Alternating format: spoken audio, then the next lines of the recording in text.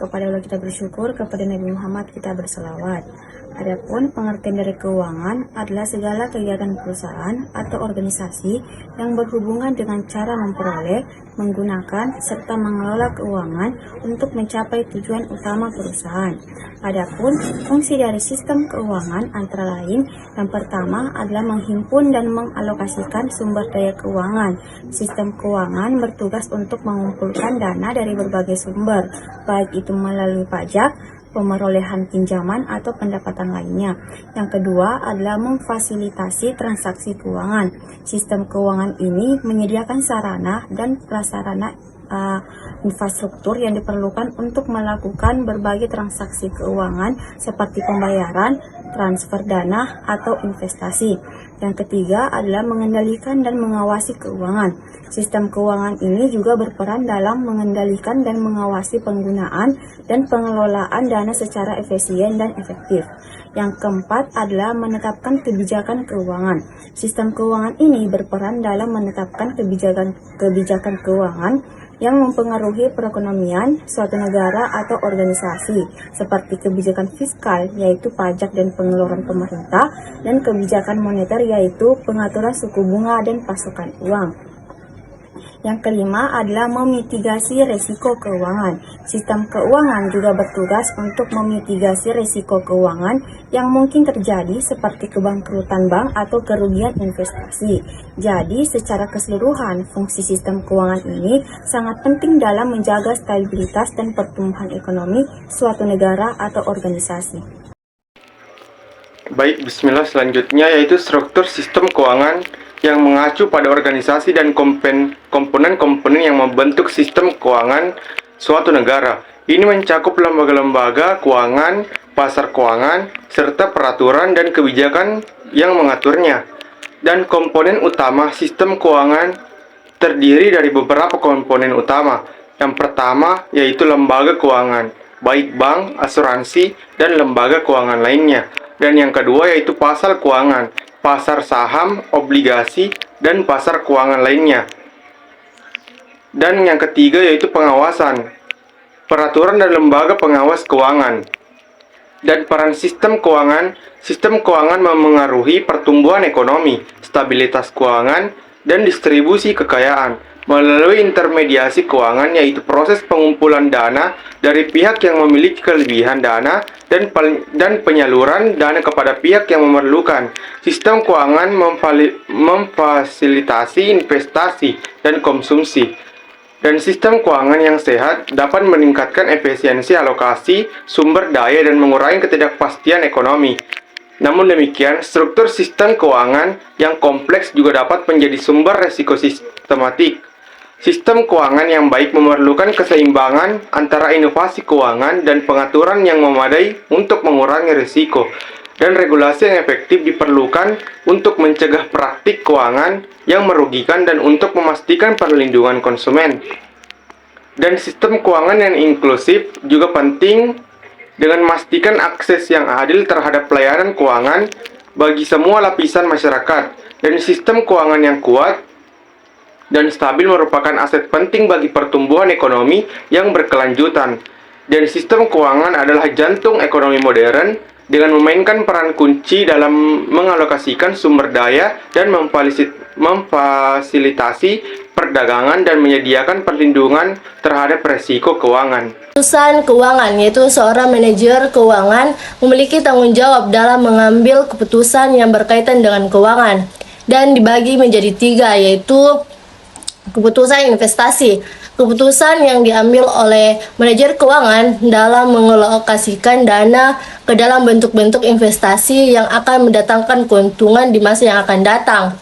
Kebutuhan investasi ini akan tergambar dari aktiva perusahaan dan mempengaruhi struktur kekayaan, yaitu perbandingan antara truth assets dengan fixed assets. 2. Keputusan pendanaan. Keputusan pendanaan ini sering disebut sebagai kebijakan struktur modal. Pada keputusan ini, manajer keuangan dituntut untuk mempertimbangkan dan menganalisis kombinasi dari sumber-sumber dana yang ekonomis bagi perusahaan guna membelanjai kebutuhan-kebutuhan investasi serta kebutuhan usahanya. Tiga, keputusan dividen. Dividen merupakan bagian dari keuntungan suatu perusahaan yang dibayarkan kepada para pemegang saham. Keputusan dividen ini adalah keputusan manajemen keuangan dalam menentukan besarnya proporsi dana yang akan disimpan ke perusahaan sebagai laba ditahan untuk pertumbuhan perusahaan. Seperti kebutuhan perdanaan, kebutuhan dividen ini akan mempengaruhi struktur modal maupun struktur finansial. Sebelumnya, di sini saya akan menjelaskan apa itu investasi dan bagaimanakah pengaruh investasi pada pertumbuhan ekonomi. Investasi merupakan penambahan barang modal secara neto yang positif. Investasi dapat dibedakan menjadi dua jenis, yaitu investasi real dan investasi finansial. Yang dimaksud dengan investasi real adalah investasi terhadap barang-barang tahan lama atau barang-barang modal yang akan digunakan dalam proses produksi. Sedangkan investasi finansial adalah investasi terhadap surat-surat berharga, misalnya pembelian saham, obligasi, dan surat bukti hutang lainnya. Investasi memiliki pengaruh yang signifikan pada pertumbuhan ekonomi. Yang pertama itu investasi dapat meningkatkan jumlah barang modal, teknologi, dan keterampilan tenaga kerja yang semuanya berkontribusi pada pertumbuhan ekonomi. Investasi juga dapat memperluas pasar dan meningkatkan daya saing produk yang gilirannya dapat meningkatkan perekonomian. Investasi asing atau PMA memberikan dampak yang lebih besar terhadap pertumbuhan ekonomi dibandingkan dengan investasi dalam negeri atau PMDN. Namun, investasi harus ditanamkan di berbagai sektor ekonomi agar memperluas pasar dan produk yang dihasilkan mampu bersaing dan memiliki harga jual yang tinggi.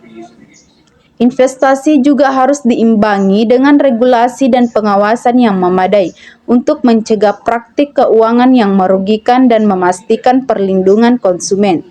Investasi yang tinggi akan meningkatkan pertumbuhan ekonomi dan selanjutnya meningkatkan penyerapan tenaga kerja serta mengurangi pengangguran, meningkatkan pendapatan masyarakat, dan meningkatkan kesejahteraan masyarakat. Oleh karena itu, investasi merupakan salah satu sumber utama pertumbuhan ekonomi dan sangat penting bagi kemajuan perekonomian suatu negara. Selanjutnya itu tabungan dan pengaruh terhadap pertumbuhan ekonomi. Tabungan memiliki peran penting dalam membentuk dan mendorong pertumbuhan ekonomi baik dalam jangka panjang maupun jangka pendek. Tabungan merupakan indikator penting dalam meningkatkan pertumbuhan ekonomi dan salah satu kunci utama dalam mengembangkan modal, stabilitas ekonomi, dan pertumbuhan ekonomi baik pada masa lalu, masa sekarang, dan masa depan suatu negara.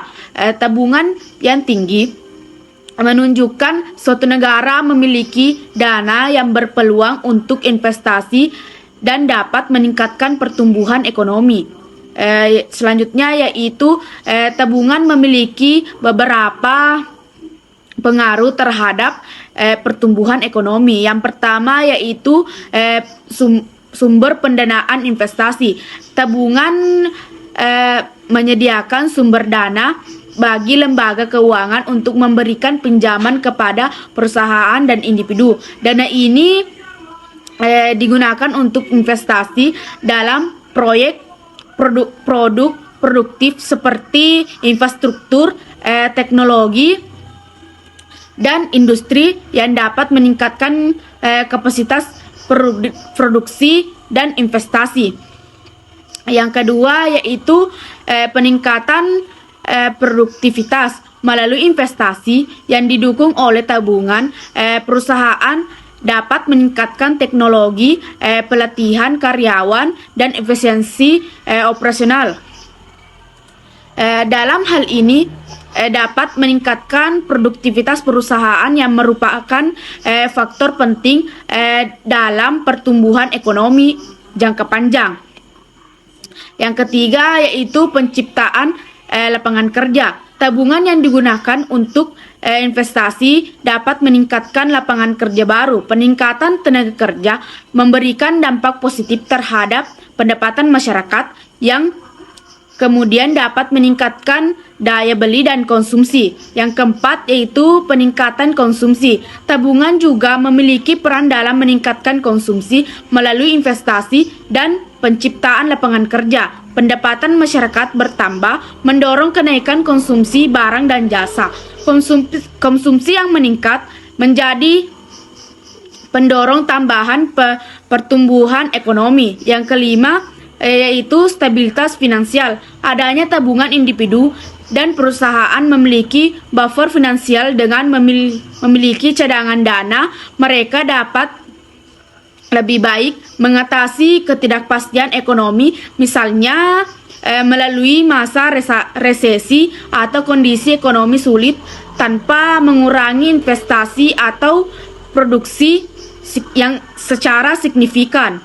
Selanjutnya yaitu hubungan antara tabungan dan investasi melibatkan beberapa aspek penting seperti tujuan keuangan, suku bunga, dan likuiditas. Berikut ini adalah beberapa poin penting terkait hubungan antara tabungan dan investasi. Tujuan keuangan. Tabungan umumnya hanya bertujuan untuk mengamankan uang, sementara investasi adalah mengalokasikan uang untuk mencapai suatu target dalam jangka waktu tertentu. Suku bunga. Tabungan seringkali menawarkan suku bunga yang lebih rendah daripada investasi, yang bisa mencapai suku bunga lebih besar tergantung pada instrumen investasi yang digunakan. Likuiditas. Tabungan memiliki tingkat likuiditas yang sangat minim karena dana hanya diendapkan dalam rekening dan dapat ditarik kapan saja. Investasi di sisi lain bisa memiliki tingkat likuiditas yang lebih tinggi tergantung pada instrumen investasi digunakan. Faktor eksternal. Faktor eksternal seperti perubahan suku bunga di pasaran dapat mempengaruhi konsumsi, tabungan, dan investasi.